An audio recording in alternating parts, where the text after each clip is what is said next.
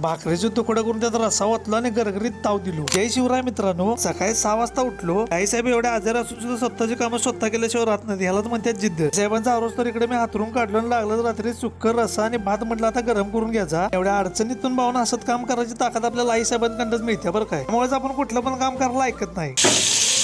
मस्तपैकी गरम गरम भात करून आईसाहेबांचा नाश्ता तयार करून घेतलो आणि वेळ न घालता गरम गरम आहे तर आईसाहेबांना म्हणलं आता खाऊन घ्या. आणि आपली आई किती जरी आजारी असली की नाही तरी आपल्या मुलाला कधी सुद्धा ती ताप होऊन देत नाही. लक्षात ठेवा. पुढे आजारी असून सुद्धा मम्मी मला लई साथ देते बरं का प्रत्येक गोष्टी. नाश्ता आपला गरगरीत झाला करा. आपण ही भांडी बघितली तिने डोसक्याची 4 केस आपल्या आपण गळून पडतात बघा. आपल्या आईसाहेबांनी लावलेल्या वळणामुळे आपण कुठलंच काम करायला थटत नाही बघा. चालतं किंवा म्हणते देते दणका उचलून. सकाळ सकाळी सगळी कामावरले की नाही आईसाहेबांसोबत आपलं चर्चासत्र एक अर्धा पाऊण तास असं चालूच असते. बघता बघता कामावरच तर कवा दुपार झाली कळालंच नाही. आणि सकाळी भाकरी केलेला आईसाहेब म्हटले आजच्या दिवसाचं तुकडच कर. आईसाहेबांनी आपल्याला प्रत्येक काम शिकवून ठेवले हो. त्याचा एक फायदा होतो म्हणून बरा आहे. मम्मीने आपल्याला सांगून ठेवले कुठल्याही कामाला कोणापाशी हात पसरायला लागता कामा नाही म्हणून. मी शिकवल्याप्रमाणे बघता बघता 5 मिनिटात भाकरीचे तुकडे तयार केलो बघा. एवढं सगळं करोस तर सगळा पसारा किती मांडले बघा गॅस कट्ट्यावर. भावानं करोस तर भावानं अंगातला सगळा घाम गेला. त्याच्यावरच ओळखून जावा भावानं आपली आई आपल्यासाठी किती राबते. आईसाहेबांना का आपण आधीच जेव्हा वाढलेलो म्हटलं आता आपण बी ताव द्यायचा. मस्तपैकी पहिला सगळ्यात आधी रस्सा ओढलो. या रस्सानं भाकरी तुकडं खाण्यात भावाने जी मजा आहे की नाही त्याचा विशेष वेगळा आहे बरं काय. उघडा असलं बाहेर लागाल तर की नाही भावनो बघता बघता ताटातलं आपल्या कवा संपलं तेच आपल्याला कळालं नाही. आणि आपलं कसं आहे माहिती का जे होते ते चांगल्यासाठी होते म्हणायचं आणि समाधानानं जगायचं.